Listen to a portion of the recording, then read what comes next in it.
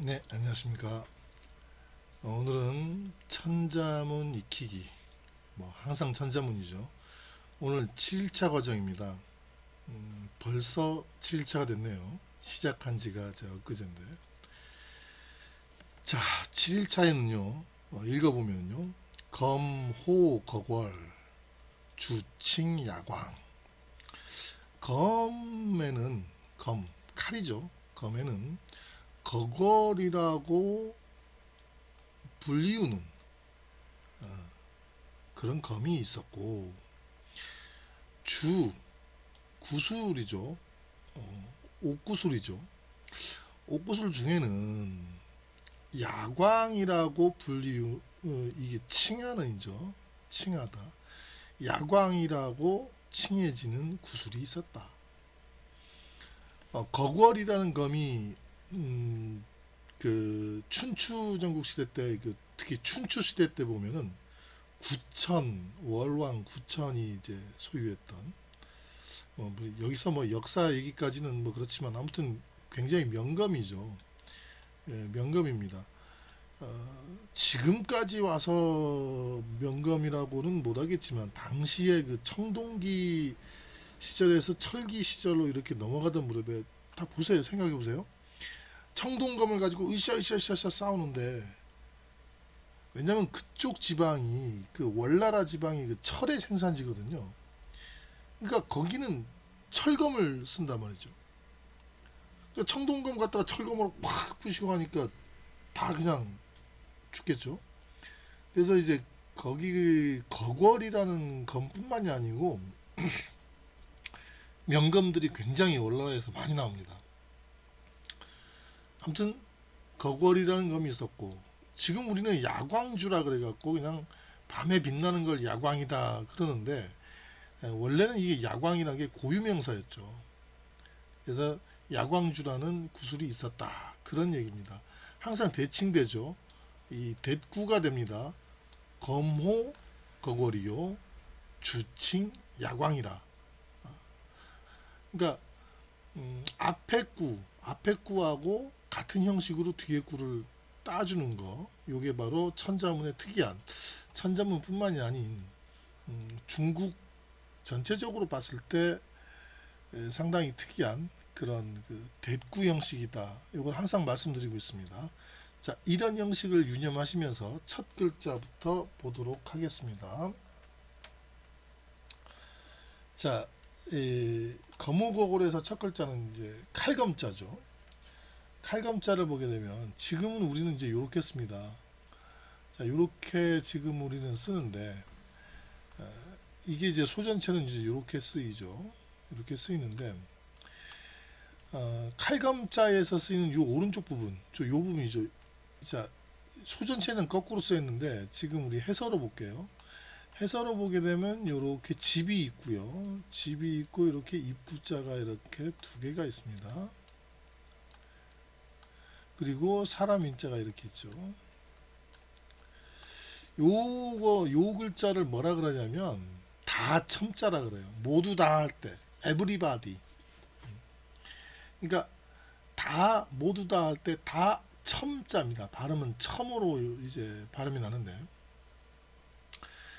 이게 항상 제가 한자를 얘기할 때 하나가 있으면 하나라 그랬죠. 그리고 두 개가 있으면 두 개라고 했습니까? 아니죠. 많다라고 했죠. 예.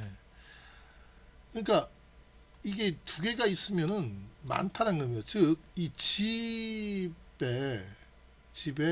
입이 두 개가 있는 게 아니고 입이 많다. 즉, 말하는 사람이 많고 사람이 두 명 있는 게 아니고 사람이 많다라는 거죠. 여기 그림 보세요. 여기 그림 보세요. 이 집 대문 앞에서 엄청나게 많은 사람들이, 그죠? 그냥 많은 사람들이 그냥 이구동성으로 왁작지글 떠드는 소리죠. 그러니까 그 일종의 그 스트라이크, 그러니까 이 시위하고 있는 거죠. 전부 다 한 목소리로 뭐를 요구합니까? 우리 못 살겠다. 세금 좀 낮춰줘라. 또는 복지 혜택 좀 늘려줘라 뭐 이런 식으로 이렇게 전부 다 이렇게 얘기하고 있는 거를 다첨자라 그럽니다. 다첨자.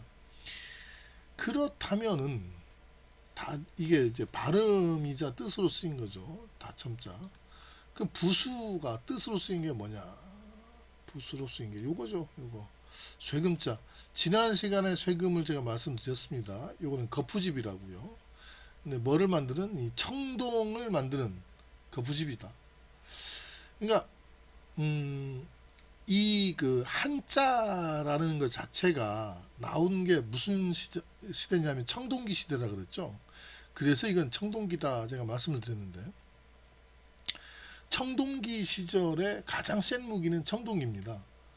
왜 그러냐면은 석기 이 돌을 갖다가 돌을 갈아서 무기로 썼거든요. 돌칼. 돌을 갈아서 무기로 쓰고 그 다음에 돌을 갈 정신도 없으면은 뭐냐면 이 나무를 들고 다니거든요. 그때 당시에 청동으로 무기를 들었다 그런 거는 정말 그 아주 귀족 집단이라든가 혹은 이제 무리의 짱이라든가 그런 사람들만 왜 희귀하니까 그런 사람들만 이게 쓸 수 있는 거였습니다. 그렇기 때문에 그런 사람들이 명령하거나 좀 명령권자겠죠. 그런 사람들이 또 앞에 나가서 싸움을 독려하거나 하면 전부 다 따라가는 거였죠. 그래서 청동검이라는 거는 모두 다 이게 다첨자라 그랬죠. 만인들을 이렇게 이끄는 그런 검이다. 뭐 이런 뜻으로 생각하시면 되겠습니다. 그래서 우리나라 그 고조선에는 비파형 청동검이 있죠. 비파형 청동검에서 나중에 이제 세형 동검까지로 이렇게 거슬러 흘러가는데 어쨌든 그러한 청동검을 얘기하는 것이다. 원래는 이게 칼검자는 청동검을 얘기하는 것이다. 이 정도로 알아두시고 칼검자를 지나가도록 하겠습니다. 칼검자였습니다. 자, 그 다음 보면은요, 불을 호자인데요. 불을 호자를 이렇게 보시게 되면은 저 오른쪽에 요게 보게 되면 이제 범호자가 있죠. 범호자.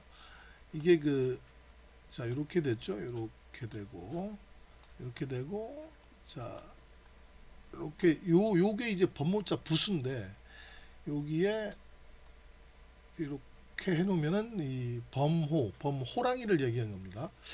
근데 이제 호랑이도 범이라 그러지만 또 표범도 범이라 그러죠.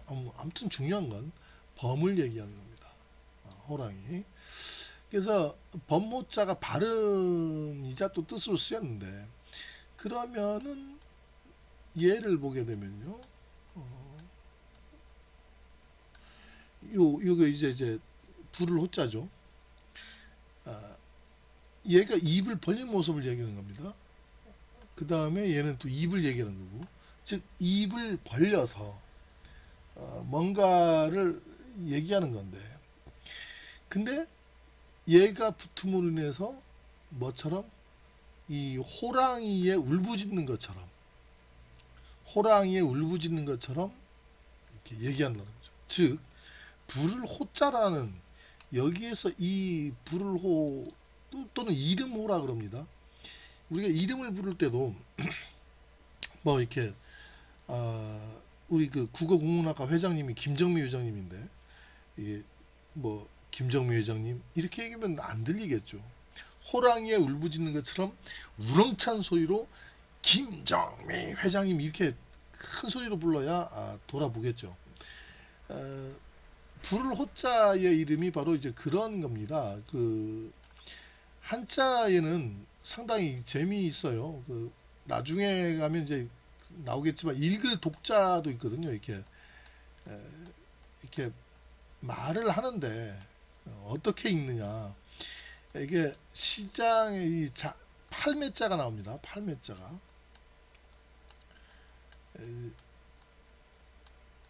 이렇게 이런 식으로 해서 이제 나오는데 시장에서 장사치들이 물건을 파는 것처럼 그렇게 읽는 게 바로 독서다 뭐 이런 얘기가 있죠. 그래서 그 사람들은 조용조용하게 또는 뭐 눈으로만 혹은 뭐 머릿속으로만 이렇게 이거 사가세요 사가세요 막 염력으로 막 텔레파시를 막 하고 이게 아니죠. 뭐 두 개에 5,000원 이게 참 용두암에 가면은요. 용두암에 가면 이제 양거우치엔 막 이렇게 중국어로 하시는 분들도 많은데 그 사람들은 뭐 중국어가 뭔지도 모르면서 막 그렇게 하죠. 그러한 톤과 그러한 정성으로 책을 읽는 것이 바로 독서다 이렇게 얘기하죠. 저도 잘 못하는데 그래도 혼자 있을 때는 조용하게 그런 마음으로 막 글을 읽어요. 그러면은 확실히 좀 잘 됩니다. 즉 우리가 이렇게 뭔가를 부를 때도 호랑이의 울부짖음처럼 그렇게 좀 불러주는 것이 맞다 이거죠. 여러분들이 이제 저를 부를 때도 호랑이가 울부짖는 것처럼 어흥 그래서 이렇게 부르면 뭐 무섭긴 하겠지만 제가 여러분들이 수업을 잘 들었구나 이렇게 판단하도록 하겠습니다. 자, 부를 호자였습니다. 자, 다음 글자 볼게요. 클 거자입니다. 크다라는 뜻이죠. 이게 이제 웃긴 게 이게 이제 크다라는 뜻인데 비슷한 글자가 있죠. 이렇게 시나 신자하고 글자가 비슷하죠. 요거만 없는 거죠. 하지만 이게 뜻은 굉장히 차이가 많습니다. 시나 신자는 요거는 이 눈깔, 눈팅, 눈을 얘기하는 거라면 요 클거자라는 거는 여기 보시게 되면요. 여기 보세요. 요거 보세요. 요 오른쪽에 요건 사람이죠. 사람이 손으로 큰 어떤 그 도구를 갖고 있는 모습이죠. 그래서 그게 이제 이렇게 그 도구가 이렇게 됐고, 자 이렇게 이제 변합니다. 즉 클거자라는 건 아무것도 아니고요. 요거는 그 건축을 할 때 사이즈를 재기 위한 도구죠. 지금 이런 도구는 우리들도 이제 쓰이죠. 자로 쓰이죠. 자. 그래서 과거에 중국에서 대규모 건축을 가능했었던 이유가 이런 그 측량 도구가 정확히 발달했기 때문에 그렇죠. 그래서 클거자라는 것은 원래는 그 측량 도구를 얘기하는 거였다. 근데 이게 두 가지가 있어요. 첫 번째는 측량 도구가 일반 조그마한 자에 비해서 좀 큰 측량 도구였다. 이런 설도 있고 뭐 그런 설을 제가 뭐 비판하는 건 아닙니다. 뭐 저도 인정을 해요. 두 번째 얘기는 이 측량 도구를 사용해서 이렇게 측량을 하는 사람의 위치가 큰 사람이다. 이게 뭐 아무것도 모르고 건축도 모르고 그냥 일반 잡부들이 그거 하겠습니까? 이 뭔가 사람을 부리고 좀 이렇게 큰 사람이 이런 도구를 들고 야 여기 잘못했으니까 다시 해. 야 여기서 이만큼은 파. 여기서 이만큼은 뭐해. 그래서 그 사람의 일종의 완장이겠죠. 딱 그 큰 잣대를 하나 들고 다니면서 야 너 저쪽으로 가 이렇게 하겠죠. 그래서 그 사람 자체가 컸다. 그래서 이제 여기도 보면 사람이 나오죠. 사람. 이제 지금은 이제 사람이란 것은 없어져 버리고 왜냐하면 이 사람이 큰 사람인데 큰 사람을 나타내는 이 신분 증표가 이거였으니까 이 증표만 남아서 지금 클거자가 됐다. 요렇게 보는 건 이제 저의 주장입니다. 저의 주장이고요. 일반 사람들은 이제 잣대가 크다. 뭐 학자들도 다 그렇게 보고 있습니다. 근데 저는 대학원에서 공부할 때 그건 아닐 것이다. 이렇게 이제 주장을 했었던 그리고 지금도 저는 뭐 그런 주장은 계속 하고 있습니다. 논문을 조금 준비 중인데 나중에 그거에 대해서는 말씀드릴게요. 어찌됐든 중요한 건 잣대 자체가 커서 클 거라고 했다든가 아니면 제 주장처럼 그거를 쓰는 사람이 또는 그 증표를 가진 사람이 큰 사람이었다. 뭐 그런 것이 있습니다. 근데 어찌됐든 그게 두 개 중요한 게 아니고 클 거라는 것을 이제 익히고 바로 아는 게 굉장히 중요한 거겠죠. 자, 그 다음 글자 보겠습니다. 대궐궐자입니다. 자, 여기 요렇게 있죠. 요렇게. 네. 대궐궐자에서요. 요게 지금 우리가 보는 대궐궐자인데 여기에서 이 그 붓으로 나온 요 문. 자, 요 문을 빼고 나머지 글자를 보게 되면요, 요렇게 돼 있죠. 요렇게 돼 있는데, 요거는 사람이 거꾸로 이렇게 물구나무선 모습인데, 근데 물구나무라기보다는 이제 엎어진 모습이다 생각하시면 돼요. 그러니까 사람이 원래 이렇게 이게 머리거든요. 머리, 요거 다리, 이게 이 손인데, 팔인데, 이게 원래 이렇게 똑바로 서야 되는데 이렇게 거꾸로 됐다는 거는 이 사람이 땅에 엎드러진 거죠. 이렇게. 역자죠. 역. 정방향이 아닌 역방향이 됐다. 그리고 요거는 그 우리가 하품흠자라 그러는데, 이건 뭐 하품하다는 뜻이 아니고 그냥 말을 하다라는 겁니다. 그러니까 이 글자를요, 상기한다. 상기할 골자라 그럽니다. 상기는 뭐냐, 기가 막 올라간 거. 그러니까 제대로 이렇게 머리가 있고 팔이 있고 다리가 있고 이러면은 기가 이게 차분하게 내려가게 돼 있어요. 근데 이게 이제 거꾸로 엎어지면은 피가 이제 머리 쪽으로 쏠리면서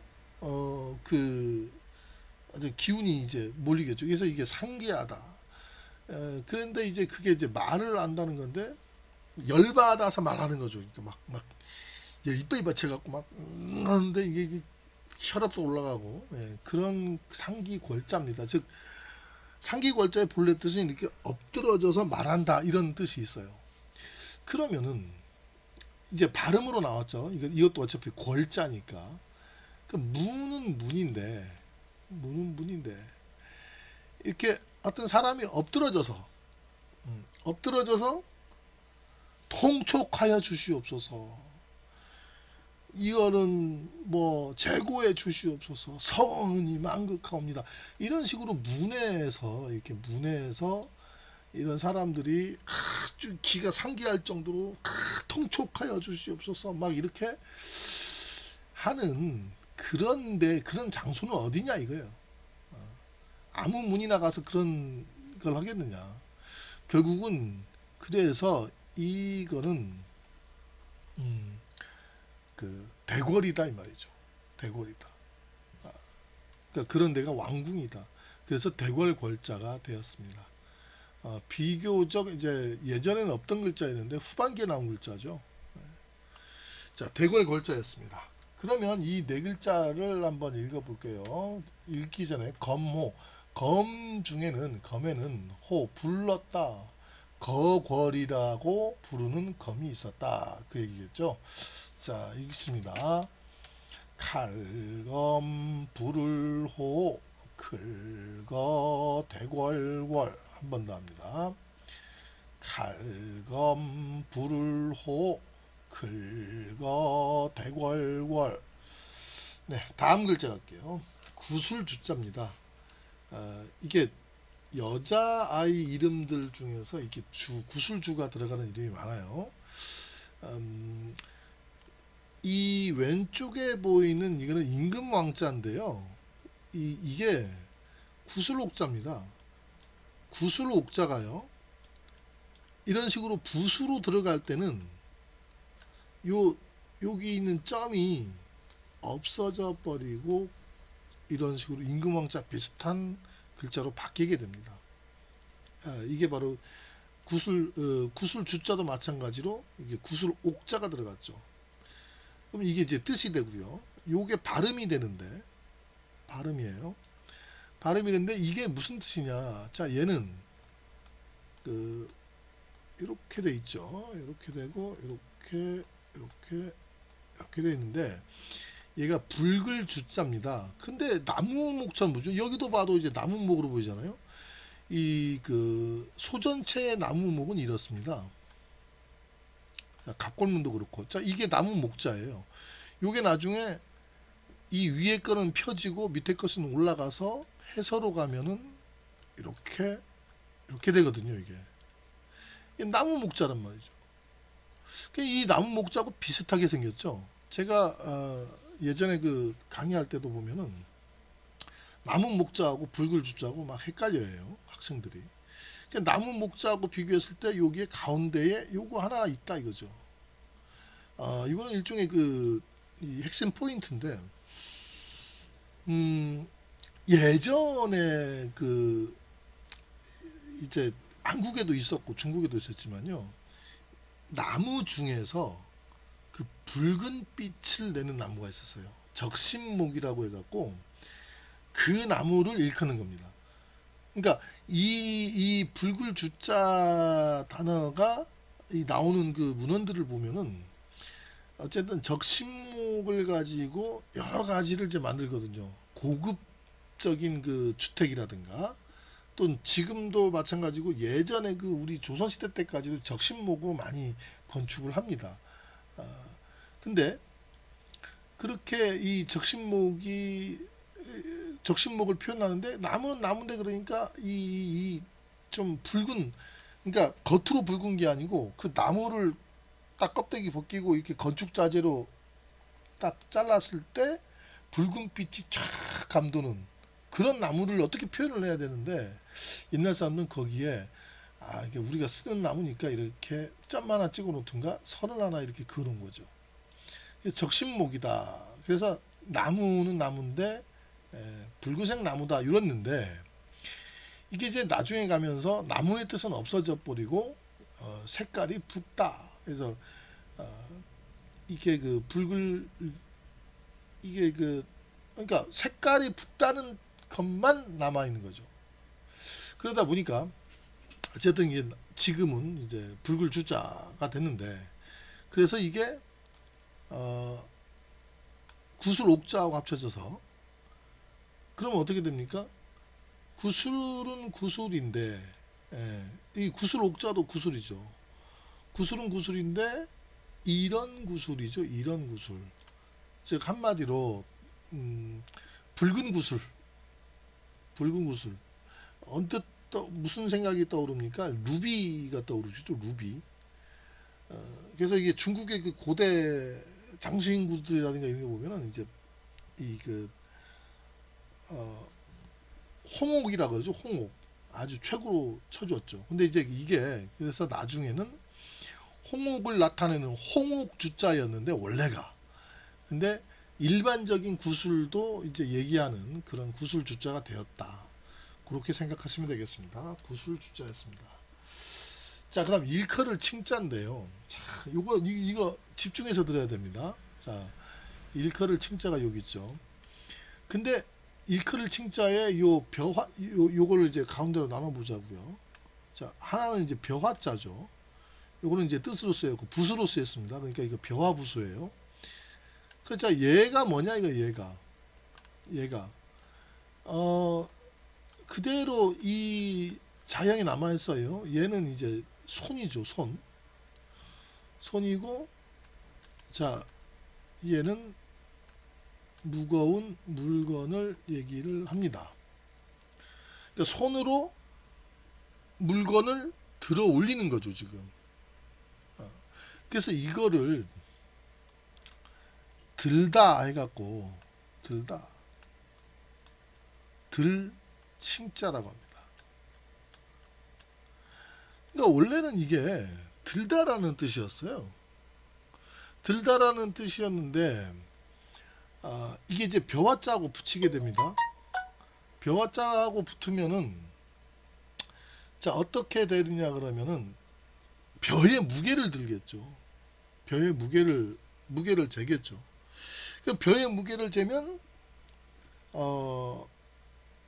당연히 지금도 보면은 이게 제주도에서는 벼가 아니라 밑강이죠. 밑강, 귤이죠. 저도 이제 귤 농사를 그래도 이제 30년을 했지 않습니까? 근데 어쨌든 이게 귤 수확철에 보면은 귤을 이렇게 저울에 대고 되면서 이제, 근데 이게 입으로 많이 불러요. 자, 이거 몇 근. 우리가 또 바다에서 고기를 잡을 때도 마찬가지입니다. 이렇게 고기를 무게를 딱 대면 요게 있잖아요. 들칭자 요 밑에 요게. 요거는 지금 무거운 거라 그러는데, 요 소전체에 보면 요게 물고기예요. 물고기. 즉 이 물고기를 드는 모습이에요. 그러니까 이게 들침자의 원래 뜻은 물고기를 들고 얘를 달아 놓는 거죠. 몇 근이다 해갖고. 이 웃긴 게 뭐냐면, 또 쓸데없는 얘기를 하는데, 이게 지금 우리가 사용하고 있는 한 근, 뭐 두 근, 세 근, 뭐 이렇게 근수 있잖아요. 근수를 달아봐야지. 그때의 근이라는 이게 언제적 도량형인지 아십니까? 이건 바로 진시황 시절에 나온 도량형이에요. 웃기죠? 그러니까 한마디로 이 손으로 물고기를 달하는 거는 근수를 재는 거예요. 그래서 이게 원래는 들칭 또는 근수달칭 뭐 이랬는데, 그 물고기라는 거는 전 중국에서 다 달지 못하잖아요. 그러니까 또 세금의 조세라든가 여러 가지 위해서 이제 벼를 다는 걸로 이제 변했다는 거죠. 이 벼의 무게를 달아요. 왜? 세금을 거두려고. 그래서 무게를 달고서 이렇게 얘기죠. 자, 여기는 몇 근, 자, 이거는 몇 근, 몇 근. 이렇게 해서 자꾸 그 무게를 불러줘요. 이렇게. 물고기 할 때도 이거 뭐 두 근 반, 이거 세 근, 이런 식으로 하듯이 이렇게 입으로 불러준다고 이거를. 그러다 보니까 이게 일컬을 칭자가 되는 거죠. 지금은 이제 무게를 딴다는 뜻은 없어져 버리고, 그 뭐를 부른다, 이런 일컬은다 해서 일컬을 칭자로만 남았는데, 어차피 사회라는 거는 변하게 마련입니다. 그래서 원래는 무거운 걸 들다라는 것이 없어져 버렸죠. 자, 아무튼 일컬을 칭자였습니다. 자, 그 다음에 볼게요. 밤야자입니다. 이 밤야자도 참 이렇게 재미있는 글자죠. 이게 재미있는 글자인데, 이게 이제 요렇게 반달의 그림인데, 얘는 저녁 석자입니다. 이게 저녁 석자인데, 얘하고 뭐하고 합쳐졌냐 그러면, 이렇게 있죠. 사람이 이렇게 있는 거, 이렇게 해서 여기 점이 하나 있는데 여기도 점이 있죠. 이게 이제 무슨 말이냐면, 이 사람이 이렇게 있으면 여기에 있는 그 겨드랑이를 나타낸 거예요. 이게 겨드랑이 이렇게. 겨드랑이 할 때 이거를 우리가 글자를 뭐라 하면 또 역자라 그럽니다. 또 역자. 역시 역자. 그 지금 해서로는 이렇게 쓰이죠. 이렇게 쓰이는 거. 자, 이 글자가 이렇게 변한 거죠. 이렇게. 이 글자가 이제 이렇게. 즉 이게 역시 역자하고 플러스 이 저녁 석자하고 합치니까 요 역자는 그러니까 발음으로 나온 거라고도 여기 야가 된 것도 있죠. 예. 그러니까 이제 석자 같은 경우는 이제 어두워졌다 이런 얘기고, 그래서 이거 두 개가 합치니까 이런 식으로 밤야자가 됐다 이런 건데, 겨드랑이 자체가 왜 겨드랑이 자를 또 섞여놓냐, 수많은 글자 중에 이 겨드랑이 자체가 우리 이 몸 전체에서 보면은요, 성기 다음으로 이렇게 숨기는 그런 숨어 있는 곳이죠. 그러니까 이게 나타나지가 않아요. 햇빛도 안 받아요. 겨드랑이 이렇게 숨어 있는 곳. 그래서 이렇게 그 어두운 곳이죠. 어두운 곳. 그 다음에 저녁이라는 것도 해가 떨어져서 어두운 곳이죠. 그래서 밤야라는 것은 이렇게 어둡고 숨기 좋고 그런 저녁 다음에 오는 그러한 시간을 밤이라 그런다. 이렇게 해서 이제 밤야자가 되겠습니다. 자, 다음 글자 갈게요. 오늘 마지막 글자입니다. 이 빛광자인데요. 이것도 굉장히 웃긴 글자입니다. 사람의 머리에 요 사람이 이렇게 꿇어앉은 모습이에요. 잘 보세요. 자, 요거는 사람이 얘는 이제 이게 팔을 이렇게 무릎에 이렇게 이제 댄 모습이고요. 그 다음에 이렇게 사람이 엉덩이하고 이거 무릎이에요. 이렇게 무릎. 무릎을 꿇어서 이렇게 이제 앉아 있는 모습이고, 그 다음에 이 대가리에 보면 이 여기에 그 머리에 불이 있는 거죠. 이게 이제 앉았는데 이 여기 이제 이 불이 이렇게 있는 요런 모습이었는데, 요게 지금 소전체에 와서도요, 여기 보시면 소전체 와서는 꿇어앉은 이 사람의 모습이 그냥 일반적인 사람의 모습이 됐죠.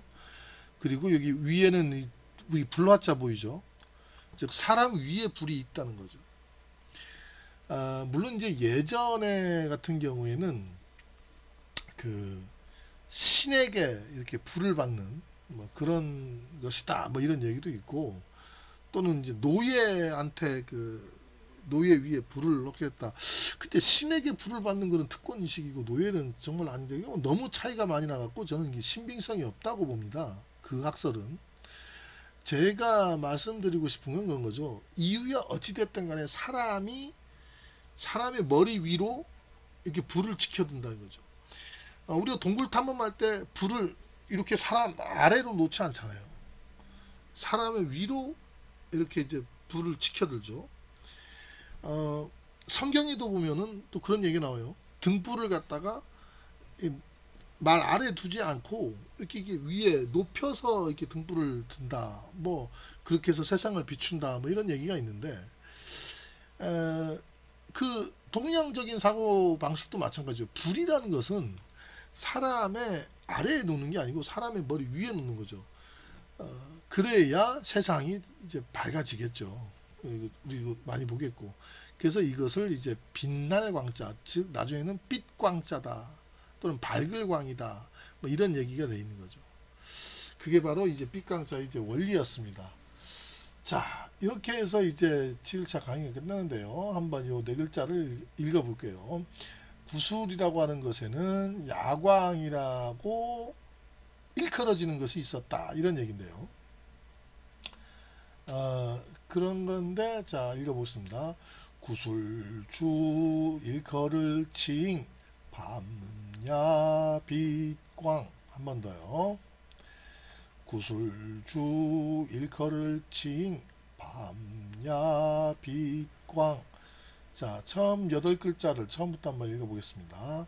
칼검 불호 클거 대궐궐 구술주 일컬을 칭 밤야 빛광.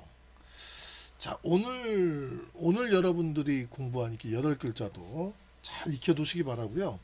제가 그 PDF로 올리는 그 연습장, 거기에는 소전체도 학습할 수 있게끔 이렇게 올려놓고 있으니까, 혹시 관심 있는 여러분들은 꼭 연습까지 하시면서 이번 기회에 천자문을 한번 마스터하시길 진심으로 기원하겠습니다. 다음 강의에 뵙겠습니다. 수고하셨습니다.